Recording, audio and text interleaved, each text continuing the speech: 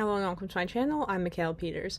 I just had another one of those terrible moments where my laptop randomly deleted the video I was recording, and I found that usually if I take a break, like if I stop and then I start recording again before 15 minutes, before 20 minutes, it will make it so that this sort of issue doesn't happen. But now I'm really thinking like, wow, with the computer tripping out so much, maybe I do need to invest in like a real camera so that this kind of stuff stops happening. All right, but anyway, that's really sad, and I'm hoping that this video is going to be as good as the first one went, because I just feel like anytime that I'm really on a roll and I'm like, this video is so good, it's so much better than any of the other videos, then it just does this thing, and I'm like, wow, the universe hates me. I don't know what's going on. Trying to throw obstacles on my YouTube channel when I'm already discouraged about it half the time. Great. That's how it goes sometimes. All right, so today I want to talk to you about 5 steps to financial freedom. Should you listen to me? That's totally up to you to decide, because I'm not going to pretend like I'm the best example at this. However, I'm definitely not the worst example at this. And I'm not necessarily here to prove my credentials for or against this statement, but what I'm also going to do is I'm going to link this interview that I've been listening to for the last, week, because I'm really bad at watching things and listening to things and moving through material quickly. Be very honest with that. And this is from Diary of a CEO. Shout out to him. He's one of my favorite YouTubers. And I'm also going to make reference to Rose Han, who is another YouTuber I like for financial stuff. I'm trying to think. I think Humphrey Yang is another one that I watch. So maybe I'll link all these people below and shout out to them, because where am I getting this information from? Basically listening to a bunch of things like this and pulling out what are the main themes from it. And I'm just going to regurgitate that all to you in very simple form. So we're going to talk about 5 steps to financial freedom today. And in addition, some of this information is going to kind of come from my friend who I had dinner with yesterday, which was really nice. I'm actually having dinner again with friends today, which is good, because this is one of the only things that motivates me to not do my whole like hobo daily uniform, my mom calls it a life uniform, pajama routine, where I just start recording, I don't do any makeup. Like, I actually look presentable today because I'm like, oh, I'm going to dinner. So I'm going to like look nice and then do my YouTube and then go to dinner, and I already look nice. This was something that Rose Han actually talked about in her video with trying to optimize your time, and I definitely agree with that. So that's what I did today. I'm also wearing this lip gloss that I don't know how I feel about. I got it as a present from my Russian teacher, which is the one who I had at community college, and I'm sure she's very proud of me, because I'm probably the only non-native Russian speaker she's ever seen advance to the point where she can actually now have conversations with me in Russian. So I'm sure like that's probably really cool for her to see as well. And of course, it wouldn't be a me video without the long irrelevant interlude, so if you made it this far, congratulations. Yeah, and I keep stopping this like every so often because I just don't want to lose the whole thing. I'm going to be so upset. But yeah, I'm going to outline the 5 steps here, and I'm going to get into each of them. The first one is not thinking of credit card debt as an option. Number 2 is not living above your means. Number 3 is save your money. Number 4 is invest your money. And number 5 is figure out how to generate more revenue. And again, this is consistent information with everything that I've heard from all the different people I listen to. So if you want to hear more legitimate, credible advice, you can look at some of the people I have already mentioned earlier on. And, because I'm always joking about like autistic special interests, it's like right now I feel like personal finance is my special interest, because I already went through my whole like psychology phase, US housing market phase, although I'm like still dabbling in that a little bit. I think I'm still interested in those other ones, just not as much as personal finance.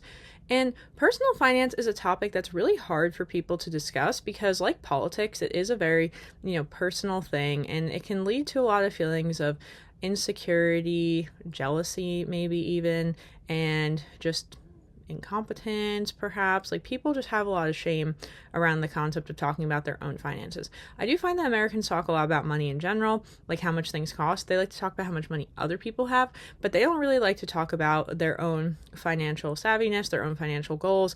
Like, that for some reason feels too personal and hits too close to home. And I think because people are so unwilling to talk about personal finance, that's why we have so many issues around personal finance in this country. And in this one interview that I was listening from the Diary of a CEO today, that again I'm still listening to, they were talking about how the institutions that benefit from people basically having poor impulse control and falling victim to all of these advertising schemes, which, by the way, the friend who I was talking to yesterday, she's very into business, and it was also really cool after this. She was like, you've inspired me so much with your YouTube channel. And I'm sitting there being like, well, like, she always inspires me because she's done such cool, like, entrepreneurship business things. And I'm like, I'm interested in this. So we kind of talked about that stuff. But, yeah, so she was very inspired by me, and I was very inspired by her, so it was a great mutual exchange. But she was explaining to me how these big corporations have such huge marketing budgets, and again, all of these profits are coming from the fact that advertising works. It's being advertised people who, don't necessarily have the forethought or the financial literacy, the impulse control, whatever you want to call it, and, particularly the money available to be spending that they are spending. And what is the culprit of this? Credit cards. So you can look this up. This is literally a Googleable fact. Europeans don't have these issues like Americans do. Why? Because credit cards are not really a thing there. And this was another thing that there was a good point about this, how if you use these things wisely, they can be used to your advantage. And the US is really set up in such a way that people can use these things to their advantages. So a lot of people sit around and blame the system. But again, this is the victim mentality, which I've talked about in other videos, being one of these things that's guaranteed to make you unhappy. Or you can take responsibility for your actions and be like, I'm not financially illiterate and financially in trouble because the system's against me. It's because of the course of action I've chosen to take, and I can make a different choice starting today. As my brother always says, change starts today, because that's what he teaches his clients with whom he works, because again, he's basically a social worker. So yeah, a lot of it is a whole mentality shift, because when I think about it, I've made so much money off of credit cards, and this is not something I could do if I was living in Europe, because these things don't exist. Like in the US, we have so many credit cards that have 0% annual transaction fees. You have this point system. You can learn to use certain credit cards for certain things that return more money, but of course you need to make sure that you're paying these things off.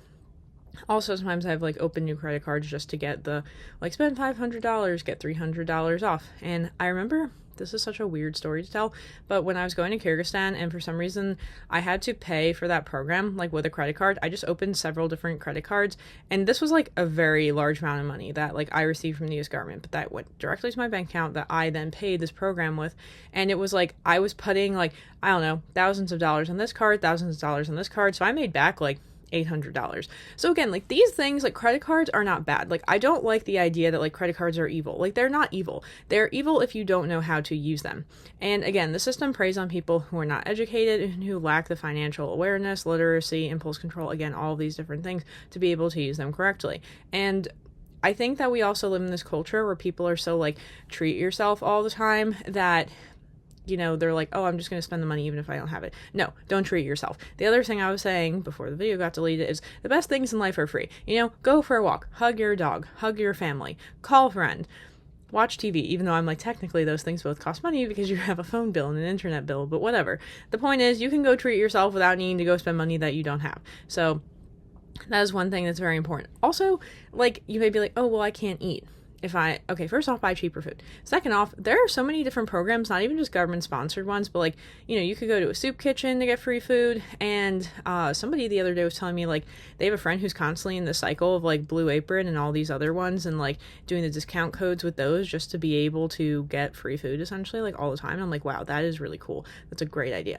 And then I don't know, yeah, food banks are a thing. And also, there are these apps now where when they're throwing out food at the end of the day, you can go get it.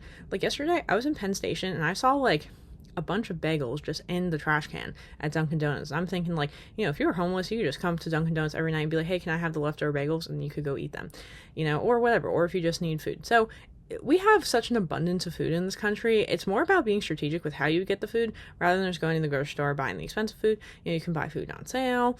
There are so many ways, again, around this. Let's say just the basics, feeding yourself. So in line with all this goes, do not live above your means. So being in debt, again, going back to this idea of credit cards and just how to pay them off, which is also really important before we even get to this, don't live above your means. But these ones I think run fairly concurrently, because if you can't really do one without the other. You can't really use credit cards effectively if you don't know how to not live above your means. And if you're continuously living above your means, that generally means you're financing things you can't afford. So again, these are very hand in hand. Kind of reminds me when I was at NASA and budgeting and contracting used to work together. It's one can't exist without the other. So I know that from things I've read, there's this thing called the snowball effect. And for instance, you can like, I know there are even ways that you can consolidate the credit card that you have, put it on, do a balance transfer, put it on something that has a 0%, payment, what is it called? 0% interest rate for a time being, and then you can work on paying off a more expensive credit card. And there are different, percentages for credit cards that are overdue. Like there's 27%, there's 24%. So which one of these would make more sense to pay off first? Obviously the 27% one. And the thing that's so amazing to me about this is literally simple arithmetic. Like we're talking like addition, subtraction, multiplication, division. Like this is not algebra, calc, whatever. It's none of that. It's literally just get a spreadsheet out and see how much you owe, multiply it times this amount, multiply that times a certain number of months, and then look at how much money you're losing. Like when I started looking at interest payments and I started thinking about, well, the problem is I grew up having a scarcity mentality around money, which I'm also trying to adjust, because a lot of the people who are very successful financially will tell you that this is one of the worst things. And I actually did work with this guy at the restaurant for like 5 seconds who also talked like this, and I remember being like, wow. Like, it was like a foreign concept to me. But no, this mentality is everywhere. Like, you know, the thing in terms of abundance. Like, people will look at somebody else and be like, they have more money than me. Meh. But it's like, well, no, the U.S. government can keep printing money. Like, that's how it is. And this is why if you read, actually, in the Rich Dad, Poor Dad book, and talks about like how all these things I'm literally going to talk to you about today are things that you should keep doing because the economy is going to keep growing. And then people are like, oh, well, it's unsustained growth and something's going to crash, blah, blah. Yeah, well, something probably will crash. And at that point, I think we're on bigger problems to worry about, like the world actually ending. So like, let's just stop there right now. But the world as we know it, and the world in which you and me live, and the world in which you and me work, and need to retire at some point, and we don't know when all the chaos is going to happen, which probably will happen, but you can't control that or expect that, right? What can you control? Your behavior.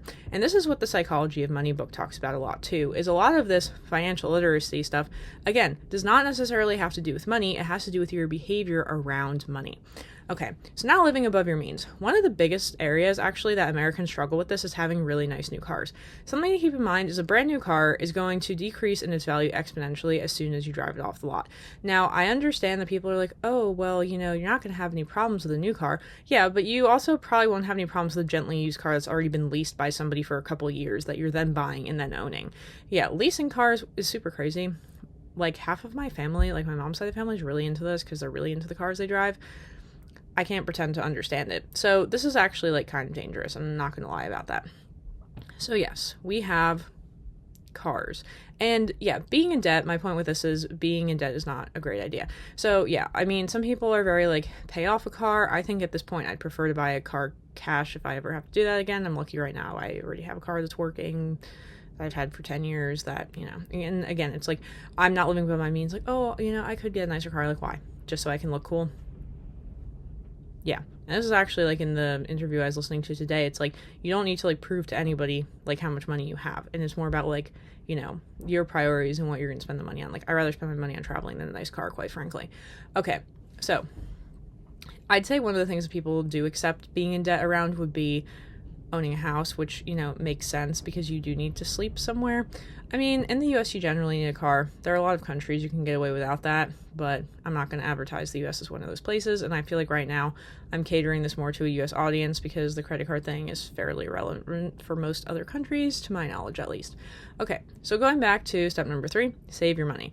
This is a percentage usually. I think a lot of the financial formulas are like save at least 10% of your money, but whatever it is, save it, put it away. Out of any income that you have, save some money. And you may be like, well, I don't have enough money by the end of the month. Okay, well, let's look at your expenses and do a little budget. And what are the stupid things that you don't need that you're spending money on? Like, if I had to think about myself, what are some things I need to stop doing?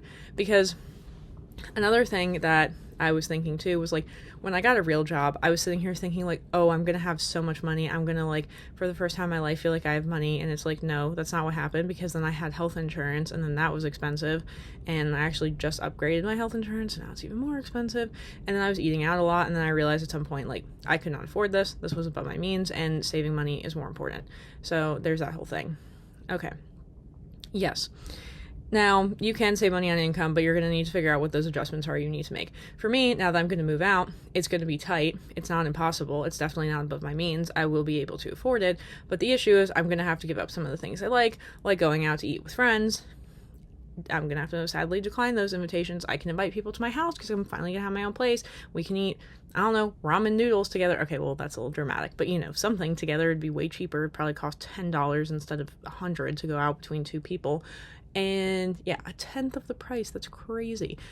And then, stopping going out to eat and stopping traveling, like unnecessary traveling. My Finnish travel is a little bit different because that has to do with like my long-term goal of having, Finnish residency, citizenship, whatever. But like the unnecessary ones that I do for fun, bye-bye. And, it's important to keep in mind that doesn't mean I can never travel again or never eat out again. It just means that right now, the short-term goals are that I need to focus on these things, which are going to be more important, that eventually are going to facilitate other things. Like Rose Han, she has a video where she talks about like the different interests that you can get, which is actually going to lead me to my next point, which is number 4, invest your money. So once you've saved some money, then you need to start thinking about investing your money. There are only really a couple ways to do this: financial instruments, stocks, bonds, CDs, high yield savings accounts, or real estate. But, you can have nightmares with tenants, and I've been thinking less about that at this point, even though I do have tenants in Finland in the apartment that I have there. But I also know the one tenant really well, so that makes me not freaked out. The other tenant, I just make sure he keeps an eye on the other tenant. But yeah, so that's one thing. Like all the people I've talked to who have done real estate as a way to get money, it just sounds way scarier than just doing stocks. And I don't even know risk-wise, the risk is all over the place, so it kind of depends. And that was actually mentioned in the interview that I was talking about today, where it's he had a terrible tenant experience, his second tenant, and I don't want to spoil too much, but it was a lawsuit and everything, but it was so crazy and just ridiculous that people are this crazy. But yeah, so Rose Han talks about let's say you want the Ferrari or whatever crazy thing you want material possession wise.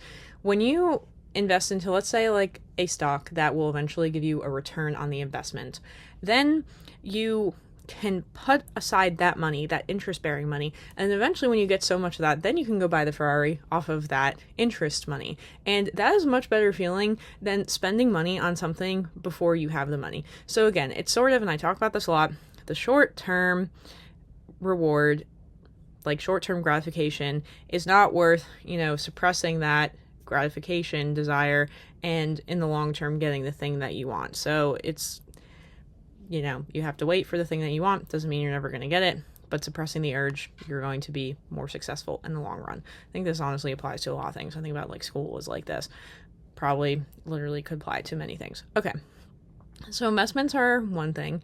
And then finally, another thing, this is going to be point number 5, figure out how to generate more revenue. And this can be so many different ways. I've recently been thinking for myself, how do I get paid more through my job? Do I need to switch jobs? Do I need to have a side gig? And these are all the things that were talked about in this video, actually, this one that I was listening to with the Diary of a CEO video. Is that these are the ways that you need to figure out how to increase your revenue stream, because it's not just about saving and investing, even though again, Psychology Money book, a lot of it does have to do with the behavior and creating different behavior. But obviously having additional revenue is a great thing. So this was a lot about what I was talking to my friend about yesterday, who's your YouTube channel, it's so amazing. People spend years trying to do this, and she's giving me all these different ideas for how I can monetize my account better. And I'm wow, this is so cool. I didn't even think about any of this. So, however you're going to do that, and whatever it is that you don't mind doing. So I talk about this a lot with the restaurant. Why do I still work at the restaurant? Because quite frankly, I make as much money at the restaurant as I do at my regular job, and I don't have to pay as much taxes on it because it's cash. That's just the nature of how it goes, because it's just harder to track, quite frankly. Okay, and you get the cash and then they already took the taxes out, but the way I don't know, there's just, this is how it goes. So yeah, and I use that money to do all different things. I've used it to travel. Now I'm using it more to invest and save for my retirement and all these other things that are going to be more important to me at this point. So I think that that's really everything that I have along the lines of 5 steps of financial freedom, which I'm going to continue, excuse me, I can't talk today. I'm going to continue to do for myself. And again, I'm going to repeat them. Credit card debt is not an option. Let's not even think about avoid credit card debt. Think of it as not an option. If the money is not in your bank account, do not use the credit card. Literally go do anything else that you need to. Number 2, do not live above your means. Don't drive fancy cars just because you want to. If you can't afford it, you can't afford it. Number 3, save your money. Percentage, an amount, whatever it is you want to save it. Once you've saved some money, that you can then, number 4, invest it into so many different things, whether it's financial instruments or real estate. That's up to you to decide, depends what you like. Number 5, once you've already reached all these steps, figure out how to generate more revenue. This could be switching jobs. This could also be investing in yourself and in your education and in your skill set. That's another really great way to look at it. So I just hope that, again, as my hope is with all these videos, I help at least one person through these and you really think about it, and maybe even I've sparked some interest in you and you'll go watch all these other YouTubers who I've recommended, who I really recommend because I've learned so much from them and I really appreciate their YouTube channels. And I just think this is such an important topic, and I know it's a topic that's really uncomfortable and really sensitive for a lot of people, but I think it's a topic that people should start to think of, be accountable for nonetheless, because it is something that, for better or for worse, affects us all. And in this interview, it actually starts off by talking about, everybody thinks money is evil. And, I get that. There have been so many points in my life where I just want to not worry about money. But what I've realized is it's not necessarily you have to worry about money. You just need to be more strategic with it. That's all. Have awareness, and then you can start avoiding some of the pitfalls that come from not having the awareness, not having the education. So, yeah, you can sit there and be like, oh, you're so obsessed with money, blah, blah, blah. And you know what? If you want to think that about me, that's fine. But in the end, I rather, many years later in life, feel like I can retire. I don't even want to say comfortably, but just retire at an age that I feel like is an appropriate age to retire, and still be able to do things I like that require money, like eating out and traveling. And all of that will have been because at some point in my life, I decided to financially educate myself. I really wish that I had done this 10 years ago, to be very honest. I wish I took some of those restaurant dollars that I was earning at such a young age and already stuck those into stocks, but nobody was around to tell me. So I hope that if you're watching this and you're younger than me, that you can get started. And even if you're not younger than me, that you can still get started, because it will change your life for the better. All right, until my next video, bye.